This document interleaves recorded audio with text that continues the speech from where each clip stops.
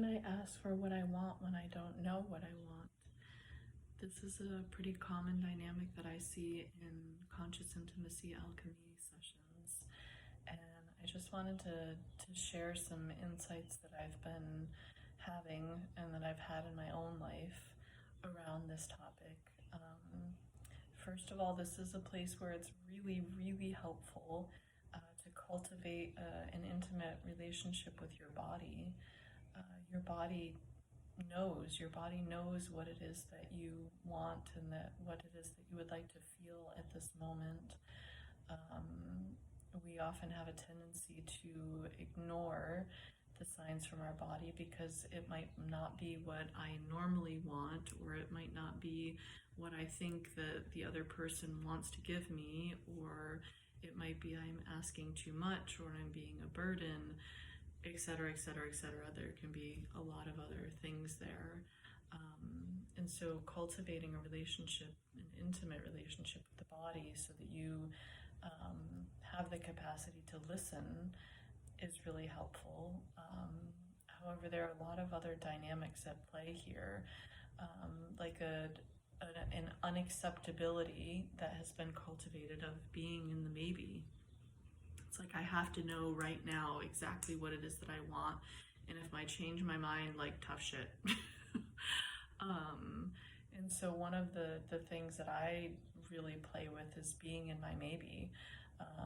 Like if I'm tapping in and attuning and I think that my body wants something, but I'm not quite sure, I'm still listening and feeling it out, and I just invite myself and the other person to be in the maybe, of like, let's try this and see what happens, and we may need to like redirect along the way, which is wonderful if both people are comfortable being in the maybe. But the thing is that there's also another dynamic at play here that is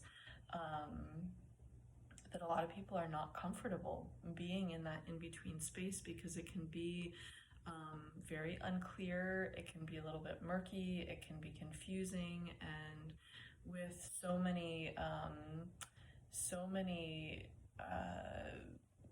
ways of being out there, of feeling like there's violations happening, especially around physical intimacy. A lot of people don't want to be in those murky waters because they feel like, well, if you tell me you want one thing, but then you're telling me you're not 100% sure if you actually want that thing, then I don't want to try to do that thing, because what if you don't want that thing and then you feel like I did something to you that you don't want, and then you feel like you were in some way violated. And so it can get confusing and it can get murky, and there's like a lot of stuff, like a lot of stuff that we hold in our cellular consciousness around being in our maybe, and around exploring things that are unclear and stepping into situations that are unclear. And so there's a couple of ways to approach this. One, make it a game instead of making it like such a serious thing of like, well, I want this, but I'm not sure, let's just try and be in my maybe.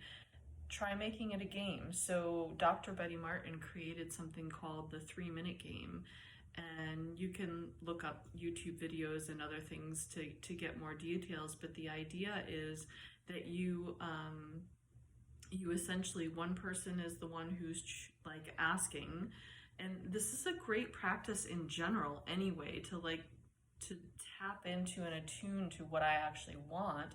Find somebody who's willing to play a game with you. It may or may not be what you consider an intimate partner, but find a friend that's willing to try a game with you. And one person is the person who's asking, and so that person takes some time to attune, to give themselves spaciousness in their body. What is it that would actually be pleasurable for me right now? And the other person is willing to, say yes or no to, or maybe, or yes with this caveat. And so the first person attunes and says, would you please rub my shoulders for 3 minutes for my pleasure? And it is important in this particular game, and remember, think of it like a game, to say for my pleasure, to be clear, because this is the other thing around asking for what you want and not being clear about what you want.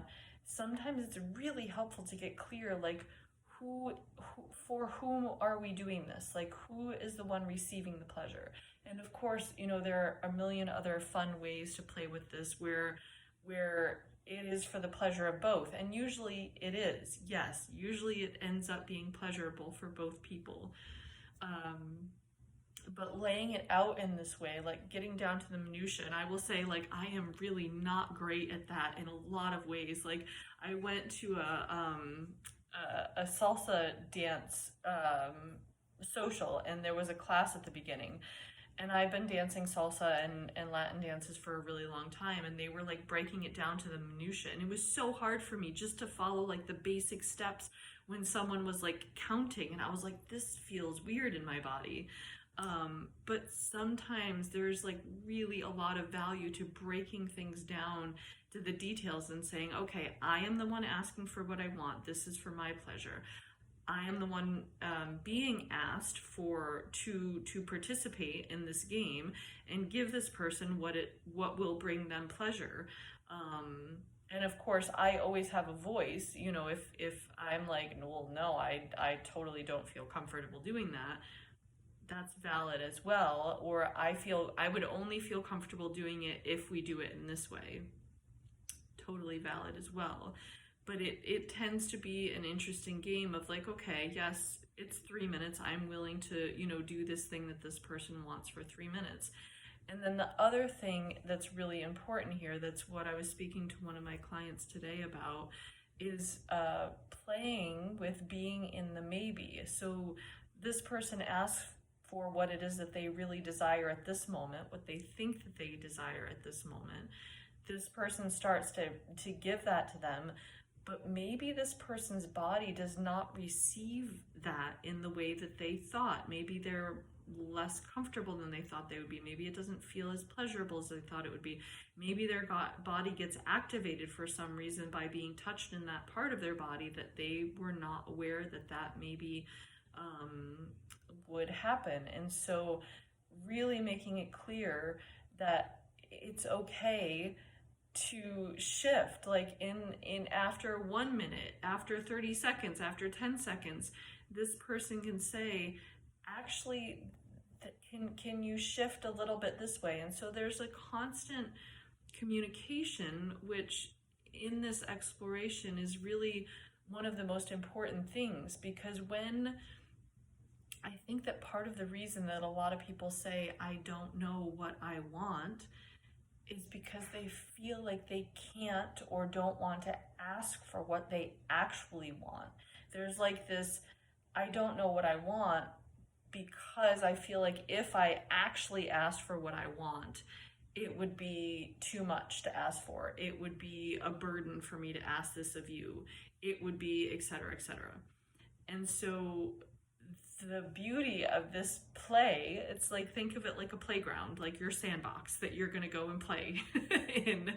The beauty of this play is that you have permission. You have permission to actually ask for what would really bring you pleasure in this moment, what you believe and sense will bring you pleasure in this moment. And then, addendum, and you have permission to adapt that once the exploration begins as well, because you might not find as much pleasure as you thought you were going to. And so the question of how do I ask for what I want if I don't know what I want, those are a few things to try. Cultivate a deeper relationship with your body so that you can sense and attune to what it is that your body wants. And the second one is play with it, actually set up, somatic explorations to play with it, because what your brain thinks that you want does not always coincide with what your body thinks or what your body does actually want. And then the third one is to ask for it, like actually play with asking for it and see what happens. So give it a try and see what unfolds. See the beauty in trying it on, being in the maybe. That was the third thing that I wanted to say. So cultivate a deep relationship, an intimate relationship with your body. Play with it and be willing to be in your maybe and adapt from there as you actually feel into and give yourself spaciousness to notice, is this bringing me pleasure or is this not bringing me pleasure? And the more that you do that, the more that you practice it, the more that you play with it, the more of a sense that you will have and more of a confidence that you will have of, yeah, this is what I want. And I'm going to just say this is what I want, and if it's not, I'll adapt it afterwards. Enjoy it. Make it a game.